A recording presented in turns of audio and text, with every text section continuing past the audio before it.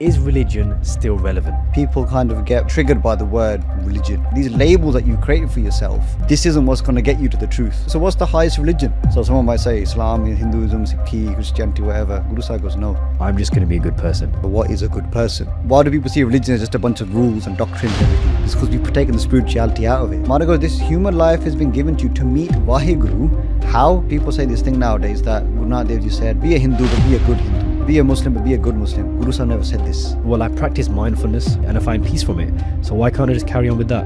But that's only the first step. The truth is ugly sometimes. Yes, we don't want to do it. Where do you want to get to? That's the Sangat thing you need. It gives you so much more blessing than just being there by yourself. Gurbani tells us everything. Gurbani is the compass for our life. What is the actual need in our lives to have a guru? Without the guidance of the guru, we can't actually find ourselves. The guru is the shortcut. Yeah, you're trying to find other shortcuts. Let me do this, let me do this. In Sikhi, it's so special because we have Gur Prasad, Guru's blessing. We carry on doing, the Guru will give us their blessing.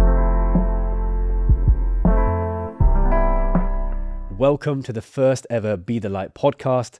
I've got my friend here, Surup, I've known for quite some time, who's done prachar for a lot longer than myself, who teaches Kirtan, who teaches Santya as well. And he approached me and said, let's make some content for the Sangat covering common topics, but also topics that aren't talked about as much. So thank you so much for joining, Surup Singh. Thank you. Vaheguru Ji Ka Khalsa. Vaheguru Ji Ka Khalsa. Vaheguru Ji Ki Fateh. So the topic we're going to be covering today is religion still relevant? Because if you look at the stats, there are many people in the world walking away from religion. Between 2004 and 2024, the amount of people who'd identified themselves as religious dropped 12%, from 68% to 56%.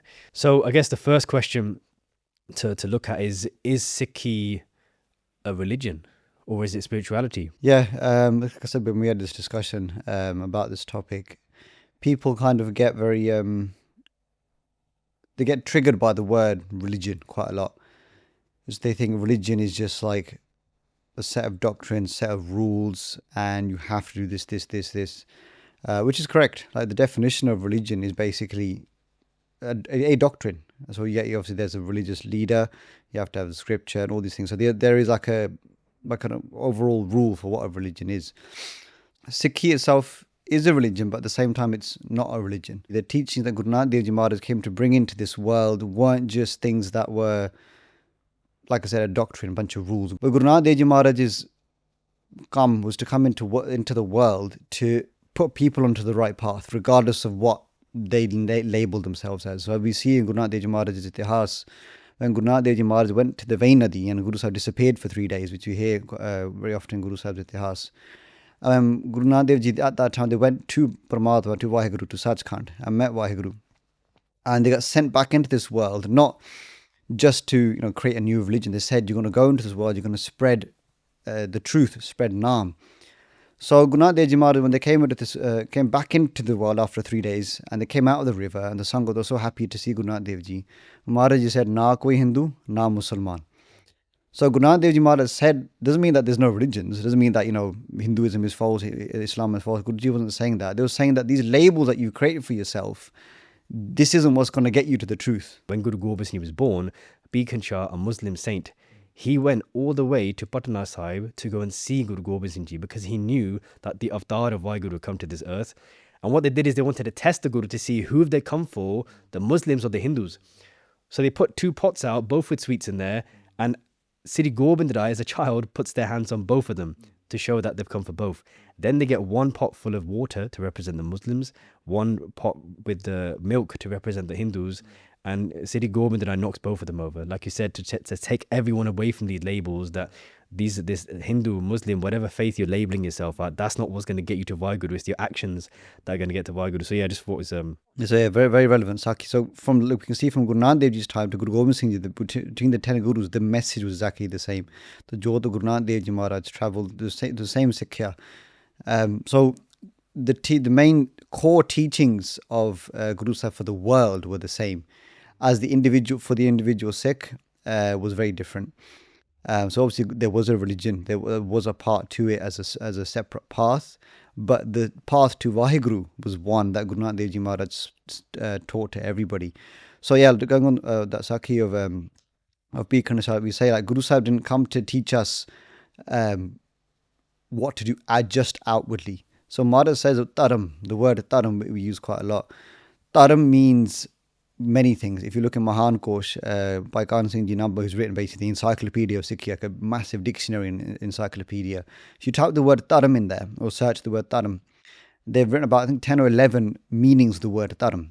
Taram doesn't just mean religion. Taram can also mean your duty as well, your actions, all these kind of things. Taram, again, it also means religion. So as a human beings, what's our duty? If you go to ask Guru Arjan Dev Ji Maharaj in Sukhmani Sahib, Guru Sahib goes, Saram taram mai sresh taram. So Guru Sahib saying, so what's the highest religion? So someone might say Islam, Hinduism, Sikhi, Christianity, whatever. Guru Sahib goes, no.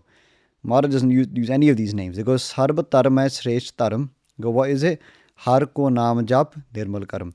Maharaj is saying that taram, the most supreme path, the most supreme taram, the supreme religion you could say, or the supreme duty is to meditate upon Vaheguru's name. Whether that be someone chants Hari, someone chants Allah, Ram, Vaheguru. Maharaj goes, whatever naam of God you've been given, Unu japo, remember Vaheguru, then nirmal karam, to do good actions. Seva, to do nishkam seva. Nishkam basically means without any desire. So if we look at a bird flies with two wings, not one wing. So if one wing is bigger than the other one, again, it's not gonna be able to fly. So if we look at seva and simran as the two wings of a bird. So if you see the Sikh or any human being has two wings. One is seva, one is simran. Both of them need to be flapping for us to fly up towards Vaheguru. It's an analogy. So we need to do seva. Why? Because our mind needs to be humble. We need to be in a state of humility. And then only in the state of humility can we allow Vaheguru's grace within us. And Vaheguru's blessing is going to come by meditating upon Vaheguru. If you just do seva, you can get hankar, you can become very full of pride for just doing it. I've been doing the seva. If you just do simran, also get hankar, look, I can sit and do simran for 5-6 hours. We have to have both of them to balance us out. And Guru Sahib goes, that's the most supreme taram, the supreme religion we can say as a human being. So coming back to that point about religion and spirituality, what is Sikhi? Sikhi isn't classed as a religion. We'll say that. The Khalsa is seen as the third religion at the time. So we have obviously Hindus, the Muslims, and the Khalsa was seen as the third religion at the time. But Guru Sahib completely revamped everything, Guru Gobind Singh Ji Maharaj. But before that, and the Sikhs didn't really have like an actual like outer base, like a roop. Anybody, someone could wear topi, someone wear like a chagga, chola, someone didn't keep their case, someone kept their case. It was everybody who had respect for Guru Nanak Dev Ji Maharaj, for any of the Gurus, said that I'm a Sikh of the Guru, and only believed in the Guru as their Guru, they would be accepted as a Sikh at that time. And people who devoted their lives to the Guru, they would have taken Charan Pahal. So Guru Sahib would have given them the initiation through their feet. So there was a religion, there was a separate path being created, but the mohr, the stamp on the religion was given by Guru Gobind Singh Ji Maharaj when they created the Khalsa. And within that, there's so many different paths and ways. And someone can be a Sahadatari Sikh, meaning that they haven't taken Khande Di Pahal yet, they may not be ready to take that step. But there's still basic, not even just rules and regulations. These are like parts of our life to help us on the spiritual path. What's the spiritual path? To meet Vaheguru. The goal of the human life is to meet Vaheguru. I remember when I was a kid, I watched this program, I forgot what it was. And there was a computer, and it's like we've got AI now. It's like 15 years ago when I was a kid. And there's a bunch of these characters in there. They're talking to this like supreme computer. Someone watching might remember the show. And they're talking to and they're asking him like all these questions, like giving out all these answers, like really deep questions they're asking him. Then eventually they ask him, what's the meaning of life? And the computer goes, life has no meaning. And I was a kid watching this, like, wow, they go, life has no meaning. I went, what is this? And then obviously then as time went on, I started listening to Katha, coming to the Gurudwara Moon through listening to Pai Jagraj Singh specifically. And his Katha was very simple, to the point. And then he said this Shabad that I didn't realize what it meant. I used to listen to Rehra Sahib here and there. And Rehra Sahib Maharaj goes, Pai Parapat Manakh de Horiya, Gobind Van ki eh teri bariya. Guru Sahib doesn't say ke Kirpan pao te tonu Rab mil jana hai. All these things. Guru Sahib doesn't go, okay, eh karo, addan karo, tun Rab mil jana. Maharaj goes, this human life has been given to you to meet Vaheguru. How? Mil sad sangat paj kevala naam. We look at Sri Guru Granth Sahib Ji Maharaj's angs. Naam, meditation upon Vaheguru, meditation upon Naam is mentioned on every single ang of Guru Granth Sahib Ji Maharaj. So I was like, whoa, so that's what the meaning of life is. Meaning of life is to meet Vaheguru. So how do I do that? And then that's when your journey starts. This is what we call jigyasa. Jigyasa means like, todi andar pyas jag pi, like you've awakened something inside of you. I want to meet Waheguru. So then that's when the spiritual path starts, and the outer stuff, the inner stuff, it all works hand in hand. So Sikhi is a religion. At the same time, it's not. For depending on who comes to Sikhi to Gurbani to take some kind of Sikhya, some learning. So a Muslim can come to Guru Nanak Sahib Ji, Hindu can come to Guru Nanak Sahib Ji, a Christian can come to Guru Nanak Sahib Ji, a Sikh can come to Guru Nanak Sahib Ji, and Guru Sahib has given Sanja Upadesh to everybody. So Guru Sahib said, people say this thing nowadays that Guru Nanak Dev Ji said, be a Hindu but be a good Hindu. They say, be a Muslim but be a good Muslim. Guru Sahib never said this. It's a very big doubt that we have. Guru Sahib didn't say, if they said, if you're a Hindu, be a good Hindu according to Hindu Dharam, they're going to get even more lost. Because the Hindus, they're just worshipping the stone. I think God's just in the stone. And they're disrespecting people outside who are low caste. As we hear in history, people low caste weren't allowed into the mandir. And obviously the Brahmins are only allowed to do the puja. So God just sit in the mandir. So this is what Guru Sahib was saying, that if you're a Hindu, not saying don't be a Hindu. Bano Hindu, worship Krishna ji, Ramchandra ji, Shiv ji, whoever, but do it the way I'm telling you how to do it. Otherwise, there's no point of Guru Nanak Dev Ji to come. Bhagavad Namdev Ji says, they go Hindu puja dehora, Musalman maseet, Name soi seva je dehra na maseet. Bhagavad Namdev Ji is saying that Hindu goes to the mandir, Muslim goes to the maseet, and now Bhagavad Namdev Ji is saying, I worship that one who doesn't live just in the mandir or just in the mosque. Rab har paase vyapak hai. So what Guru Sahib is trying to say to us, that as a Muslim, they see that God they only pray towards Mecca. Guru Nanak Dev Ji is not saying ke bas utthe hun dhyan taro. See that Allah di jyot is within inside of you. Open your eyes, innit? Open exactly, your eyes. Yeah. So the word Bhagavad Naam Dev Ji says it straight. Hindu anna, Turku kana, dohante gyani siana. The Hindu is anna, he's blind. Maharaj is saying in spiritually blind. That you think that God is just in these Devi Devte, these deities that you worship. But you're not seeing that there's the one creator who created even them. So then the Muslim is Kana. Kana means one-eyed. Yeah, so they understand there's only one God, but they can't see his light in the creation. They go, he's separate from the world. Yeah, that God is separate. But Bhagavad Namdev Ji is saying that Doha te Gyani Syana, the Gyani is the one who's taken true knowledge from the Guru. And he's taken true Brahmagyan. He's understood that Paramatma har paase vyapak hai. God resides everywhere. Kat mein har ju bas hai. Santan kahe upakar. That within everyone's heart, Vaheguru resides. So that's what the Guru Sahib is coming to teach. That okay, be a Hindu, call yourself a Hindu, worship your Ishtadev, your deity that you love. Karo. Paramatma nu na bhullo. Don't forget who created that Paramatma. If you can see God through Krishna, theek hai. But remember, what's the true knowledge of Rab kithe venda. So we can't say that Guru Nanak Dev Ji said be a Hindu, be a good Hindu. That's not what they said. Guru Nanak Dev Ji and all the Gurus came to put them are still on the right path. Otherwise, like I said, there's no point of Guru Sahib to come.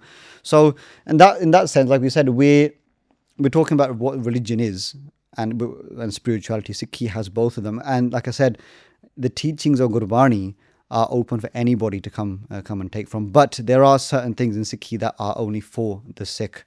Given directly, Sikhya given direct to the person who's been initiated directly by the Guru. Yeah, actually, so on the definition of spirituality, according to Google, a personal, subjective quest for meaning, purpose, and connection to something greater than oneself, such as a divine power, which, yes, like you said, Sikhi is. And if you look at religion, the definition is a set of beliefs, practices, and rituals focusing on sacred or spiritual matters, often involving faith in a divine power, ultimate reality, or supernatural. So like you said, Sikhi is spirituality, but you need that religious almost structure to it, right? Otherwise, you're just going to be wandering aimlessly. So I'll just quickly touch on that. So where have you gone wrong? Yeah. So why do people see religion as just a bunch of rules and doctrines and everything? Because we've taken the spirituality out of it. So what people say now is, well, I'm not religious, I'm spiritual. Because people think that religion's too structured and too confined, where spirituality, and it's like a bunch of unicorns, and I just meditate and things like that. Both of them are hard, yeah? Keeping structured to a religion is hard. Spirituality is even harder. If you genuinely look at it, when you do go through all this, through all these spiritual practices, they bring out like, the dirt inside of you. But if that's the most supreme way of jumping Nam, or if that's mindfulness, or if that's shadow work, if that's somatics, all this stuff is gonna release things from inside of you, physically, mentally, emotionally, spiritually, and it's ugly. No matter which way we look at it, spirituality isn't this happy da-di-da-di-da-di-da. People think that, it's easy. Yeah, they want to go down the spiritual path. Sikhi gives you that guided path to follow that spiritual way, the spiritual path that we're meant to live as a human being. Huh? One thing I've been asked quite a bit, and what I've seen as well, I've heard on social media, is people saying, well, I'm just going to be a good person. I don't need religion. I don't need spirituality. I'm just going to be a good person, and that's it. What would your answer be to that in terms of the relevancy of religion? So if you ask that question back at them, so what is a good person?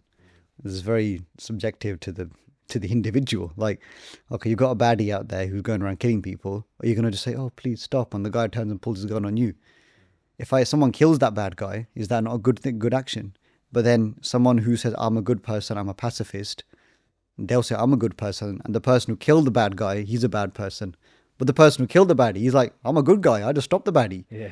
So so where do you find the balance in it? So you've got, again, with all the different religions, you've got Jainism, Buddhism, which really focus on ahimsa, which is complete pacifism, and you've got Sikhi, which is like dushtanu baddo, है So where's the good person, the moral compass? This is why you need an enlightened teacher, a guru. Guru literally means go to Ru. Go is the darkness. Ru is the light, the enlightenment. To come from spiritual ignorance into enlightenment, that's what Guru does. So the Guru can only show us what's right and wrong. So how can you really know yourself what a good person? Yeah, everybody in themselves will have some level of moral compass. For someone who knows that, that person's hurt on the floor, let me help them, to the level of a psychopath who's going to be like, they have no feeling inside of them. Hana? That's all due to our previous karam, what kind of moral compass we have inside of us. But like I said, the supreme goal of, so what's the point of life? Not what the computer said. The whole point of life is to meet and become one with that supreme consciousness, Vaheguru. It's like you're saying, the Guru is is setting the standard for us. What are the actions we should go towards? What are the actions we should stay away from as well? And I guess if you look at morality, it changes over time as well. Because you look at slavery was accepted, a few hundred years ago, widely accepted, the normal thing. Now it's seen as like the most horrible thing ever. So again, what's defined as good changes over time, whereas the Guru's Sikhya, the Guru's Gyan, it's unchanging. It's going to be here, and 2,000 years in time, still going to be exactly same as well. Happy Saj, Nanak Hosi, peace. Always going to be true. The Guru is unchanging, and truth is unchanging as well. For those that say, well, I practice mindfulness, I practice that element of spirituality, and I find peace from it. So why can't I just carry on with that? So mindfulness, there's levels to mindfulness, and it's good. But that's only the first step, because day-to-day life, especially in today's modern life, mindfulness is really useful because our brains are just scattered, running around, drinking 6 coffees a day. I don't recommend doing that. Your heart will probably explode. Yeah, we're just rushing around all the time. The rat race of life, corporate life, the mindfulness, what it does is it brings you back into your body. Yeah, when we're disconnected from our body, we're disconnected from our health, we're disconnected from our mind, from our emotions and everything. So mindfulness is good. But that's only the first step. Once you've brought yourself back into your body, now you're feeling again. Because I've met multiple people that when they walk on the spiritual path, whether it's in Sikhi or not, they're really disconnected from their body. They don't know what their body's feeling. Mindfulness practices, these kind of practices can bring you back into your body. But that's only the first step. So what do you do after that? You feel good because you come back into yourself or your being. Your body and mind are coming back into sync. Because when they're not in sync, you can't progress spiritually. But that's only the first stage. After that, now what's the mind going to do? Where's the mind? What's it thinking about? What's in your consciousness? Where is the consciousness sat? Is it sat on divine consciousness? Is it sat on worldly consciousness? Or that can only be wiped away from doing satsang, coming into good congregations. Satsangat is the sangat of truth. And the truth is ugly sometimes. Yeah, so we don't want to do it. So these are kind of things we need to be mindful of. Anna? So be mindful of that. Be in a mindful state. Practice mindfulness is great. But that's only the first stage. And I guess when people do mindfulness, they feel peace, But that peace doesn't last the whole rest of the day, right? It might last for 5, 10, 15 minutes, and then soon as step out the door, I'll say back to the Yeah, noise of the mind. obviously, yeah, some people who do practice mindfulness for a while, yeah, they'll feel it for a bit longer. But Gurbani says this, Anand Anand Sab Ko Khai. Now, these people saying, I'm in Anand, I'm in bliss, I'm in happiness. Mara kehte sare kehte hain main Anand cha. But Anand Guru te janaya. Janaya Anand sada Gur te kirpa kar panwar. Mara goes, you really want to understand real Anand, the real bliss, ask the Guru. Go to the Guru. Mindfulness is something you do for yourself. It's not prescribed by the Guru. I know it could be prescribed by some worldly Guru. But the true Guru is saying, I'm going to give you Anand. Come to me, I'll give you Anand. Yeah, I've got a khajana full of Anand. You want to do drugs? I'll give you the drug of Anand. Yeah, Mara goes, you should be so imbued in Naam, in true Anand, connected to that Sat Chit Anand, that ever true, unchanging bliss that is Vaheguru, that's what we call Sat Chit Anand. The Guru can give you that. It's just like a drug addict gets addicted to their drugs. The Mara goes, I've got that drug. You want it? They go, I'll give you the Dodda of Naam. Mara literally describes Naam as an amal, as an intoxicant. The more you take it, the more Anand you get, but there's no kata to it. In Sikhi, it's so special because we have Gur Prasad, Guru's blessing. We carry on doing, the Guru will give us their blessing. We just got to come in line with the Guru. A analogy used by Pai Jagraj Singh about a mountain. Like imagine God's on this mountain. He's not actually on a mountain, but just as an analogy, imagine God, Vaheguru's on this top of this mountain. Everybody's trying to get to Vaheguru, yeah? Or get to the consciousness, the divine, universe, whatever you want to call it. And we're all trying to get up there. Some people are doing free climbing. Free climbing, you watch videos online, it scares me. Like they've got no equipment, just a bit of grit on their hands. They're trying to climb all these things. If you fall, your hand slips, you're dead. That's it, you're gone. You're never going to climb again. So that's doing it by yourself with like genuinely no help. And you got people who might have a bit more experience, a bit more help. They've got a bit of harnesses and clips, but again, it's going to take them forever to get to the top.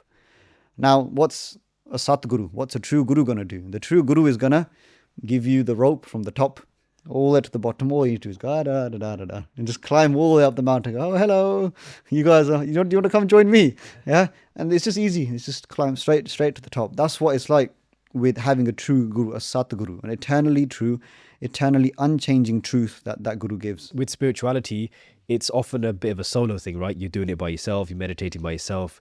Whereas not only in Sikhi, other dharms, other faiths, there's a real big emphasis on community, on Sangat. What is the importance of having Sangat then in terms of walking on this path?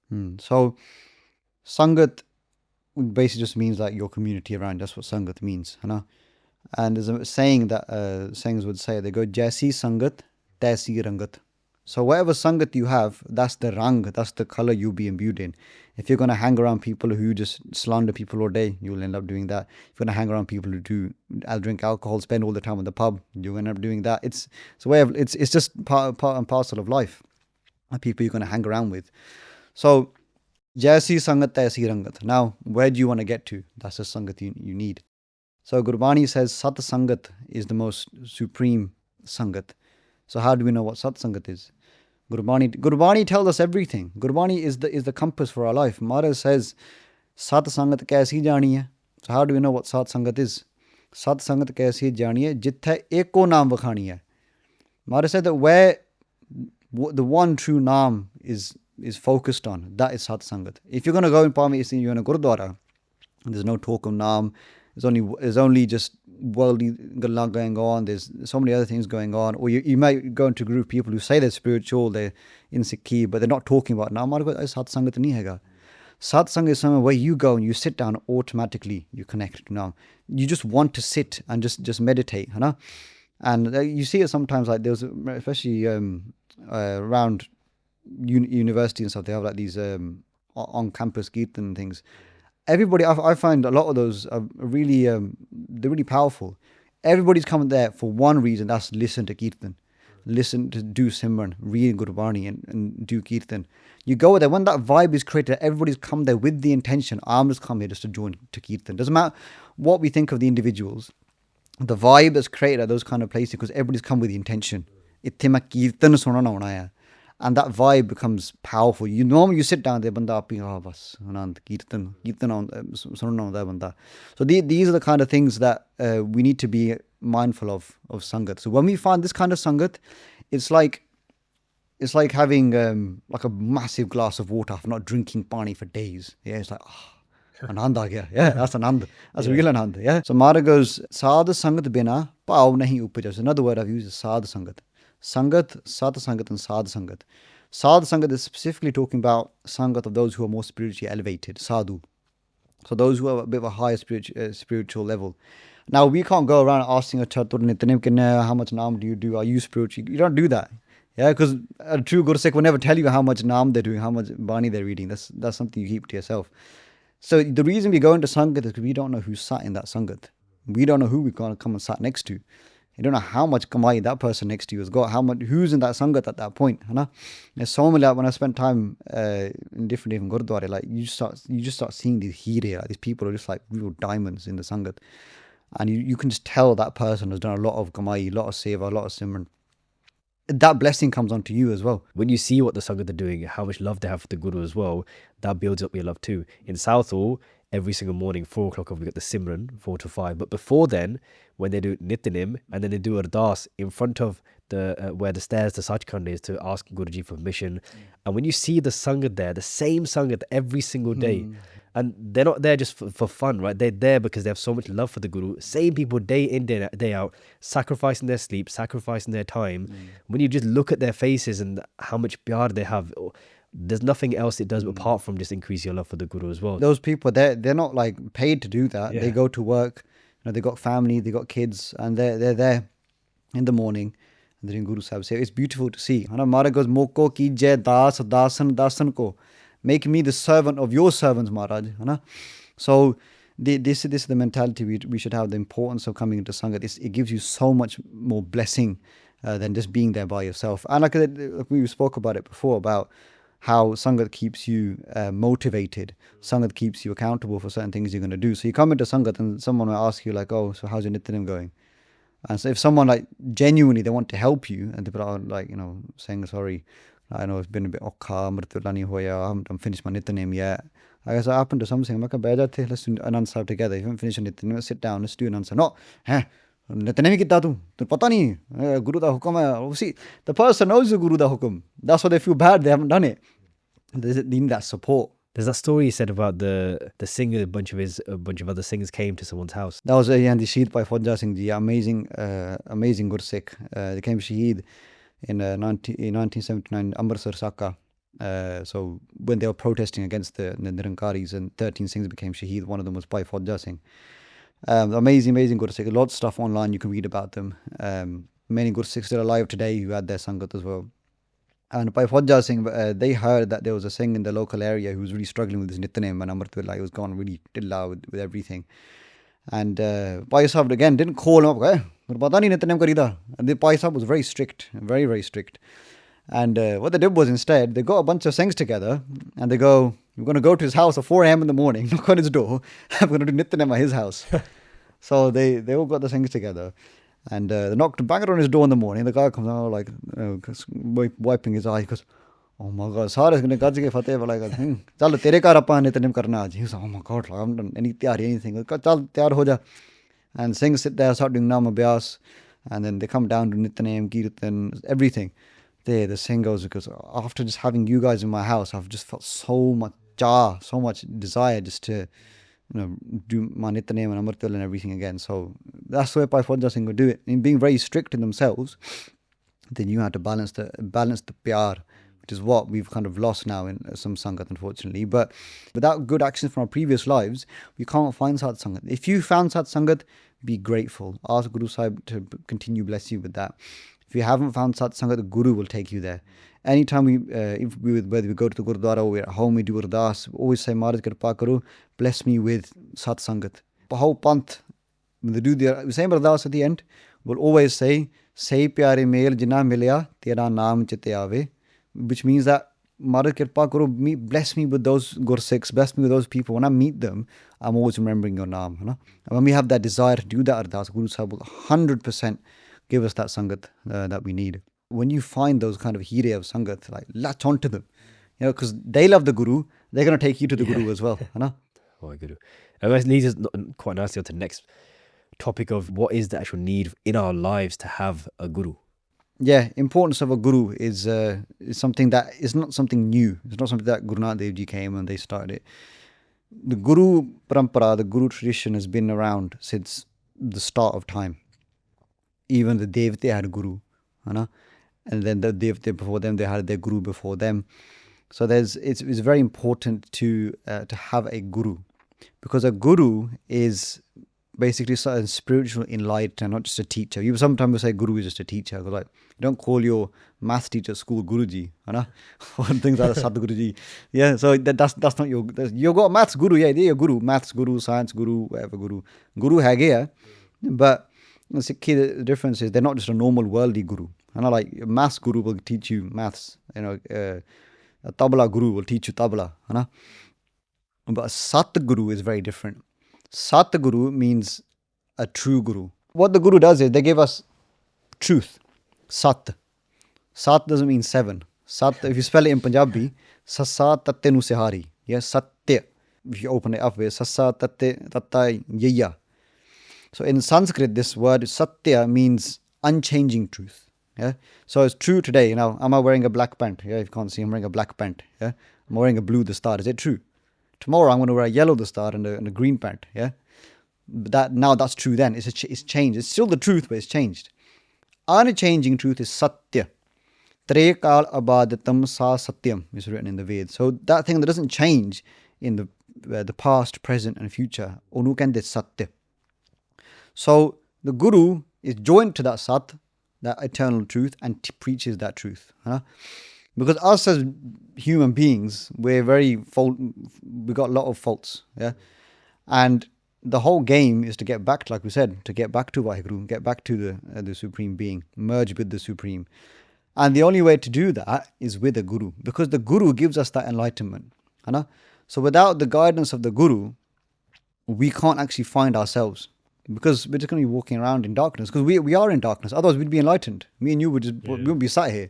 You know what I mean? We'd be out there tarring the world. You know what I mean? We'd be out there just blessing people with naam all the time, but we would be Brahmgyanis. Yeah. Otherwise, then you know what I mean. So, but those Brahmgyanis only become a Brahmgyani because they've had a Guru, because the Guru before them, the truth has always been there. It's always had a lineage. Guru Nanak Dev Ji Maharaj came and made that truth more pargat in the darkest time of Kal Yug, this dark era where there's complete ignorance. It's full of people who are doing completely bad things. There's tyranny. We see the world around us. Imagine what the time was like Guru Nanak Dev Ji Maharaj when the Mughals were around.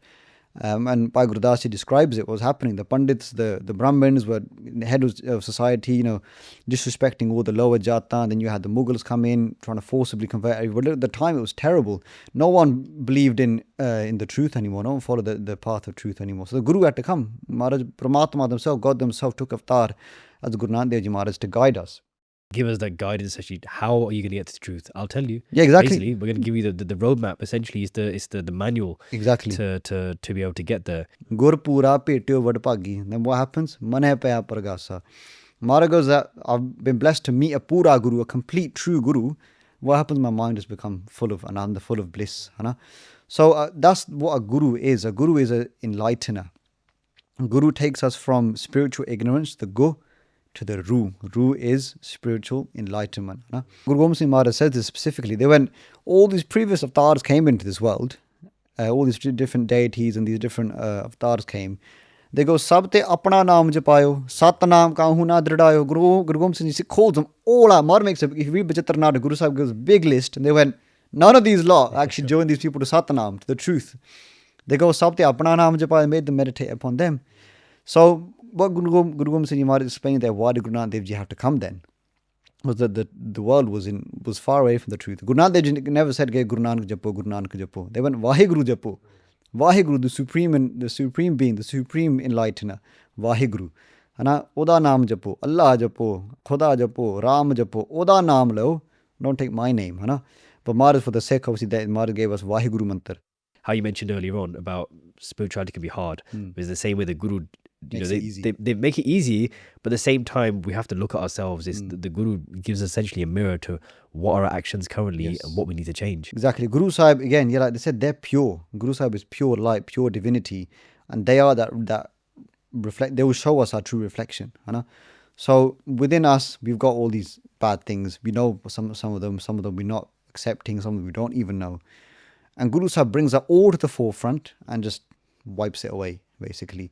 Maharaj goes, Idan kito mukana, pori ditti me pahe, manav sandaro sach saho nanak, habbe dukhde olahe. Maharaj goes, imagine like you've got a big tear of, like a big pile of balan, of lakkad to burn, like make a fire out of.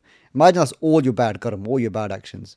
Guru comes along and instills you with Naam, instills you with the love of Vaheguru in your mind. It's like a spark to that one pile. They get a bunch of hay or lakkad together, set one spark up, it all just burns away, and that's what the Guru does. We can do it one stick at a time. Okay, that's it. That's what we're doing. Oh, God knows how long that's going to take us. Guru comes by one spark, that's it. Sara gaya. Like you said, people looking for the shortcuts. The Guru's Guru's giving you the shortcut. Yeah. The shortcut. The Guru is the shortcut. Yeah. You're trying to find other shortcuts. Let me do this, let me do this, let me do this. Yeah. The Guru is telling you, Naham japo, seva karo. It's easy to say. But Maharaj says it themselves. They go, Akhana okha sachano. The Guru Sahib said it's easy, but hard at the same time. The Guru's hukam is very easy. But Guru da hukam kamauna is harder. And that's what this human life is about. It's learning. That's why we call it Sikh.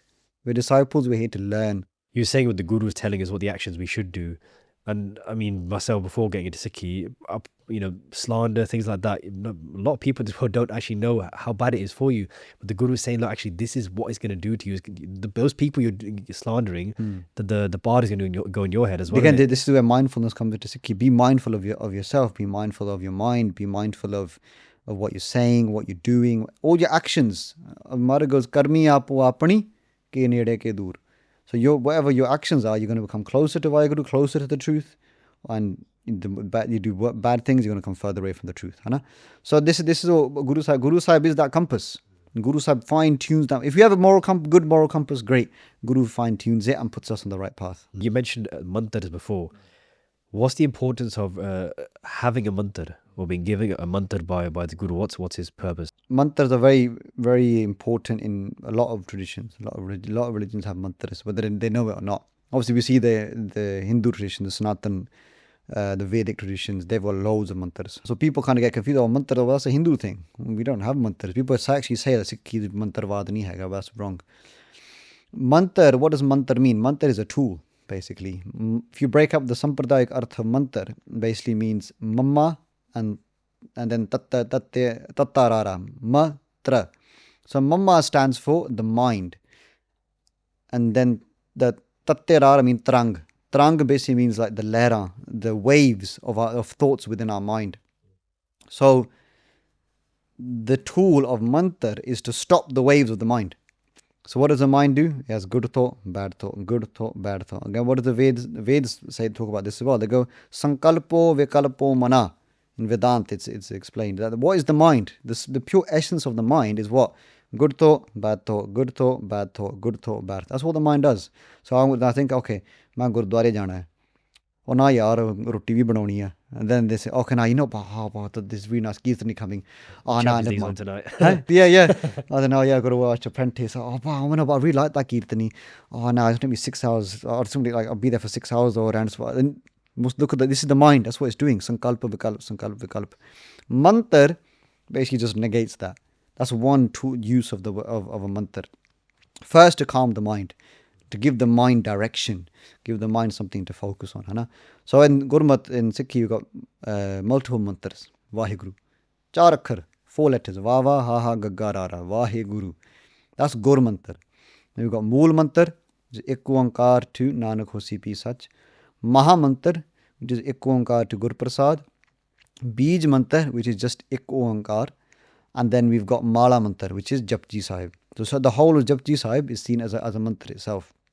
So these are the 5 main mantras within the Guru Kar. And chanting of any of these it will calm our mind.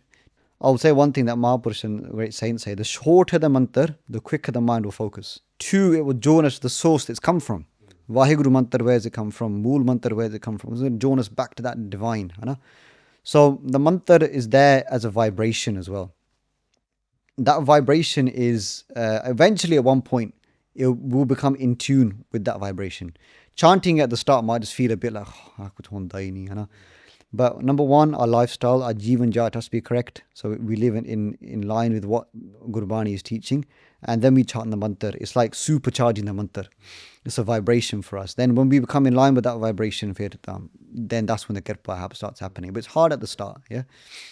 And that's okay. Mara says, I know. Even animals can get affected by it. Exactly, yeah. So there's a story I wanted to share about this, about any kind of animal. I just personally myself, when I pull out the vajja and start singing, I've got my dog. He's a bit of a spiritual dog somehow. He's a crazy dog. The moment the vajja comes on and I start singing, he'll come and put his head on my butt. Doesn't matter what he's doing, he's chewing his toy or whatever, he's running around. He'll come, big 40 kg dog, puts his head on my butt whilst I'm playing kirtan. And if I move, he'll come around, he'll stay with me until the vajja goes away.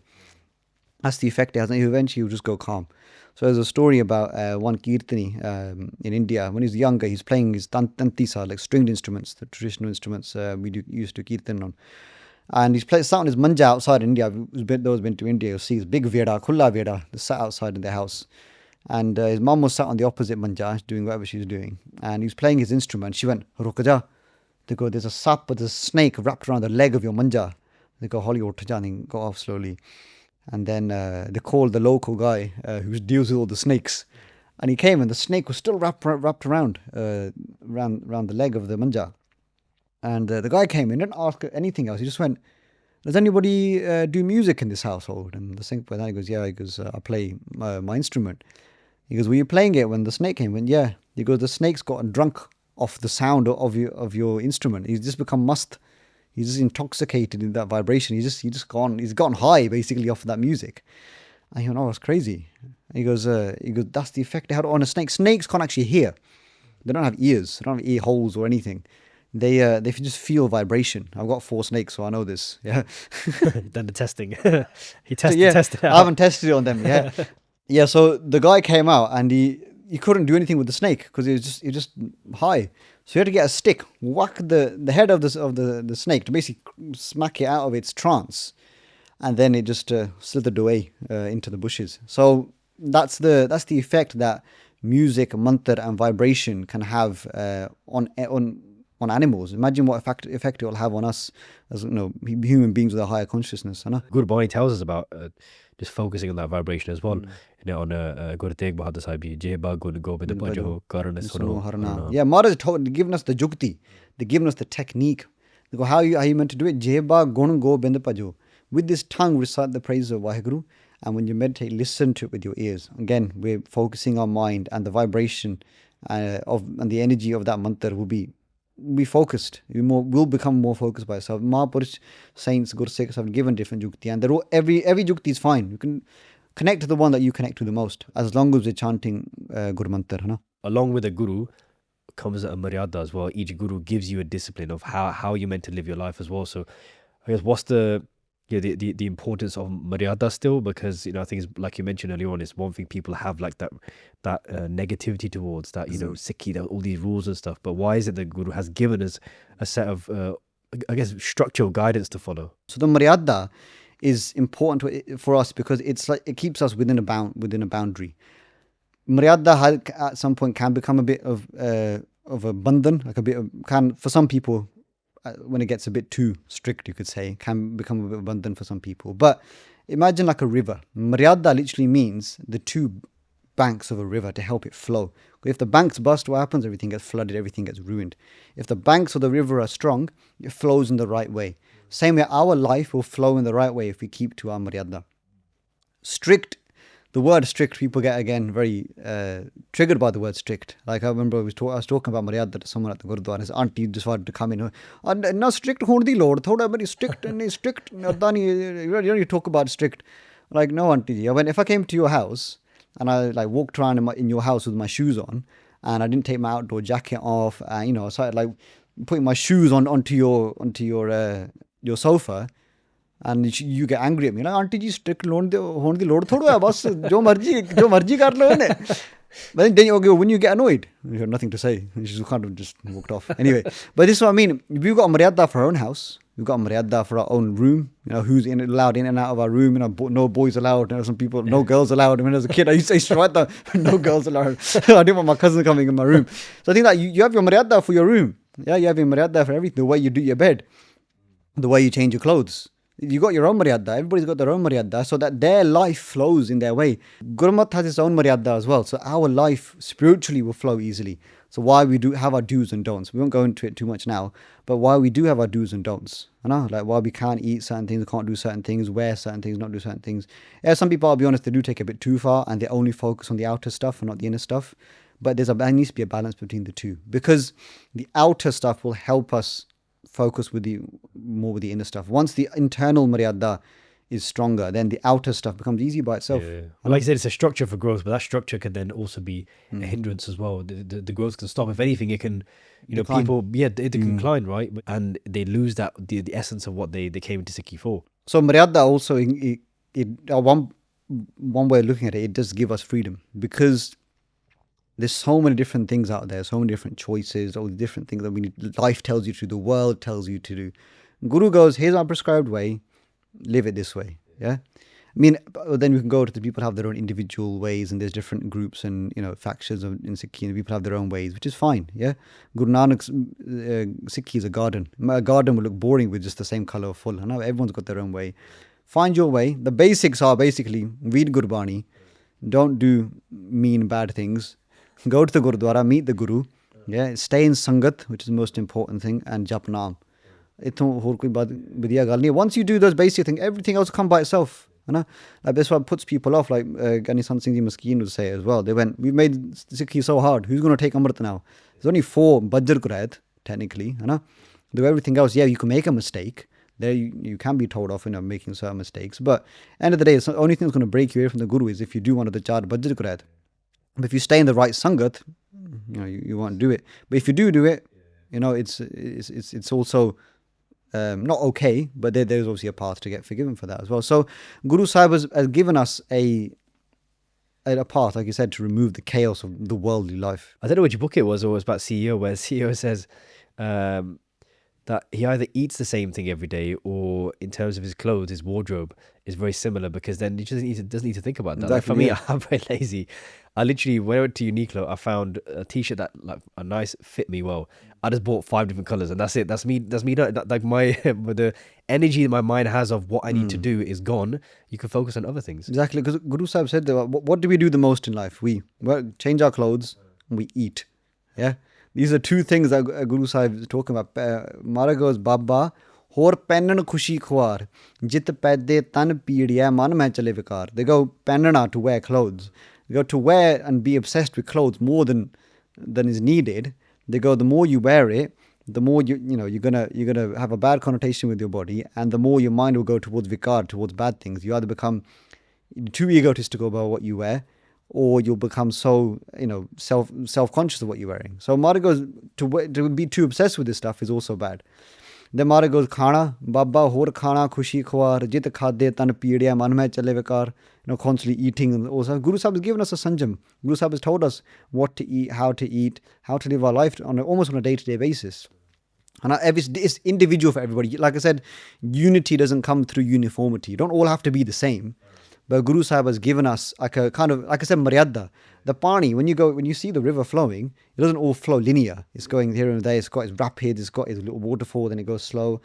But it's still flowing within the maryada. Everybody can have their own individual path, individuality, but while still staying within the maryada. The maryada, how to be defined, we'll go into that maybe in a later episode. But that's something that we need to be mindful of as well. Guru Nanak didn't come here to make our lives more dukhi. Yeah. They didn't come here to make it more harder. Yeah. They came, let me take that pain away. Let me give you peace, and this is how you live your life like this, and I guaranteed your life will be better. Yeah. So I think we just forget that sometimes, that's what the Guru has come here to do. And that question of whether Sikhi is relevant is getting asked now, but the Guru was actually asked that same question as well before. 300 years ago, yeah. So Guru Gobind Singh Ji Maharaj was sat one time in the Darbar, and obviously now Maharaj created the Khalsa now. So when the whole point of the Khalsa being a religion now is being relevant now. And then Maharaj goes, "Main teesra panth shuru karna hai." Guru Tegh Bahai said this to Aurangzeb. You're trying to make me into Muslim and basically destroy the Hindus. Maharaj goes, no. They goes, the Hindus are going to remain, Muslims are going to remain. Maharaj goes, I'm going to bring another panth here. Tisra panth. Now the Khalsa was created. Maharaj created more, and now this is the way the Sikh will live their life. After taking Khande, the Paul initiation through the Khanda. And now the roop of the Singhs has now been created. You can see that person is a Sikh, that person is a Muslim, that person is a Hindu. Guru Sahib has now completed Guru Nanak Dev Ji's mission now. So, Dada, Kes, Dastar, the Kesatari Panth basically. They all got their Kes, uncut hair.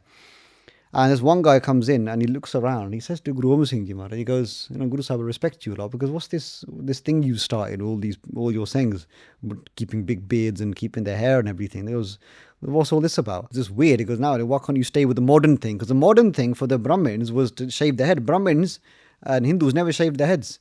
So Guru Gobind Singh Ji says, they went, all the Rishi Munis, all the Peer, Pekambar, Avatar, Krishan Ji, you look at all the Rishi Parashar, Rishi Pregu, all the Gurus of all the Devte Avatar, they all Kesatari. They go, I haven't started anything new. They go, I've kept up the tradition of Sant and Sipahi. If you look at the Rajputs as well, who were warriors, Kshatriyas, they're all Kesatari. If you go into the Bible, you had the warrior Samson, he was Kesatari. When his hair was cut, and he lost his power. So if you look throughout history, Kes has had a very, very big Mahanata. And Guru Sahib goes, I've brought that back into the Panth. They go, Maharaj said to him, they go, you're the one who's broken the maryada. And they go, you lot are shaving your head. And then he goes, Maharaj, he goes, times have changed. They goes, what's, this come up with the modern time. And then Maharaj said to him, they go, nothing's changed. They go, the time you're on about before, same moon, same sun, same stars, same earth. What's changed? They go, you're the one who's gone against Qudrat. Maharaj is calling him out straight. They go, you've gone against nature.